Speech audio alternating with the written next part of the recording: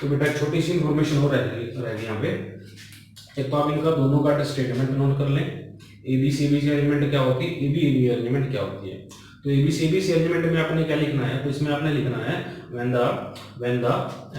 when the atoms of the third layer are arranged on the partially covered voids then a new layer C will be formed. That type of arrangement is called ABC arrangement. Okay, ABAB arrangement में आपने क्या लिखना है, इसमें आप लिखेंगे when the atoms of third layer are arranged on the newly formed voids by the second layers, then there will be a repetition of the third layer A. Okay, या first layer कह सकते हैं। There will be repetition of the first layer A, या repetition of A layer. That is why this arrangement is called AB arrangement. तो ये आपने इसमें note करना है। क्लियर, ठीक है। अब छोटी सी इंफॉर्मेशन वो रहेगी, वो मैं आपको नोट करा देता हूँ। वो ये है कि आई होप आपको ये समझ में आ जाएगा, ठीक है। अगर फिर भी बात नहीं बनी तो एक बार फिर से वीडियो को अच्छे से दोबारा से पढ़ लेना, ठीक है। तो वीडियो में फायदा है कि आपको जो भी पॉइंट समझ में नहीं आया तो वीडियो को आप दोबारा से स्टार्ट करके, जिस पॉइंट पे समझ नहीं आया दोबारा से उसको स्टार्ट करके आप इसको समझ सकते हैं, ठीक है। तो वो पॉइंट क्या है जो मैं आपको बताने जा रहा हूँ, वो पॉइंट बेटा ये है कि नोट डाल लें। नोट ये है कि ABC arrangement is also called CCB।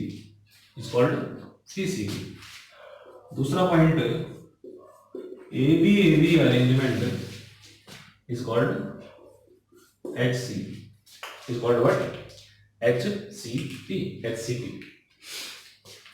CCP का मतलब क्या है, तो ये मैंने न्यूमेरिकल के दौरान भी शायद आपको डिस्कस करके बताया होगा, ठीक है। नहीं ध्यान तो मैं बता देता हूँ फिर से। सीसीपी का मतलब होता है क्या, क्यूबिक क्लोज पैकिंग। क्या होता है बेटा, क्यूबिक क्लोज पैकिंग। एचसीपी का मतलब क्या होता है, एचसीपी का मतलब है hexagonal close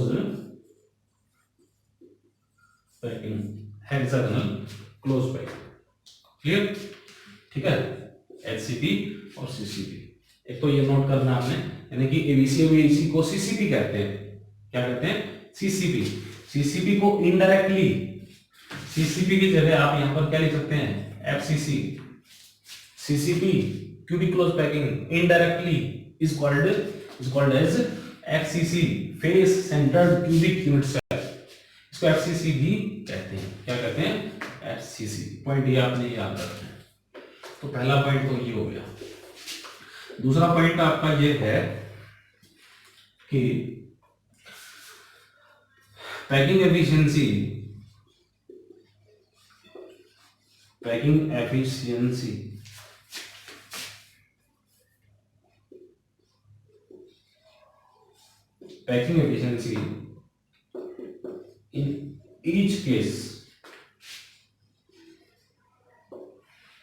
in each case, कौन कौन से केस में, एचसीपी में भी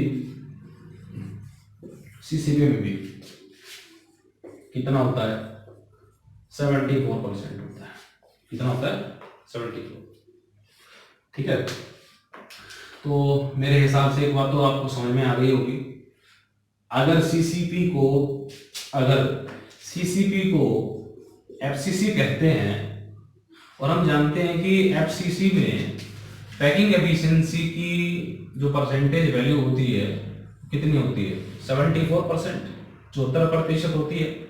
अगर एफसीसी में 74% है तो बेटा सीसीपी भी कितनी होगी, 74 होगी ना, 74 होगी। क्लियर है? तो आपने ये पॉइंट भी इसमें ध्यान रखना है कि आप याद रखें कि एचसीपी में भी सीसीपी में भी दोनों के केस में ये जो पैकिंग एफिशिएंसी कितना होता है 74% होता है। अगर पैकिंग फ्रैक्शन पूछ लिया जाए तो पैकिंग फ्रैक्शन कितना हो जाएगा 0.74 हो जाएगा। कितना हो जाएगा बेटा 0.74 हो जाएगा। पॉइंट ये आपका क्लियर। एक पॉइंट और नोट करें इसमें, थर्ड और लास्ट क्या, maximum coordination number, maximum coordination number, CN का मतलब है कोऑर्डिनेशन नंबर। कोऑर्डिनेशन नंबर क्या बताया मैंने, पड़ोसी की संख्या, एक एटम को कितने टच करते हैं, और यहां मैंने लिखा मैक्सिमम, ज्यादा से ज्यादा। क्लियर है?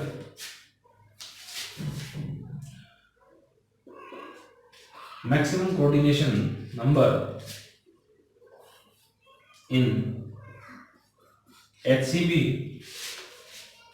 and in CCP is 12। कितना होता है 12, याद रखें कितना होता है 12 होता है। CCP में भी HCP में भी मैक्सिमम कोऑर्डिनेशन नंबर की वैल्यू कितनी होती है 12 होती है। क्लियर है? ठीक है। अब कोऑर्डिनेशन नंबर का एक छोटा सा कंसेप्ट है वो मैं आपको नेक्स्ट पार्ट में कराऊंगा। ठीक है, तो ये नोट आपने याद रखने हैं, ये काफी इंपॉर्टेंट पॉइंट्स हैं। इसके बेस पर आपको ऑब्जेक्टिव क्वेश्चंस में कई जगह मिलेंगे। अगर आपने ऑब्जेक्टिव क्वेश्चन किए हैं, लास्ट टाइम मैंने आपको जो काम दिया था उसमें ऑब्जेक्टिव क्वेश्चन थे, तो कहीं कहीं आपको पैकिंग एफिशिएंसी वगैरह के बारे में पूछा गया था। ठीक है, तो कई बार एग्जाम में पूछे भी गए हैं। तो ये इंपॉर्टेंट पॉइंट्स है, वो अच्छे से नोट कर लेना। ठीक है।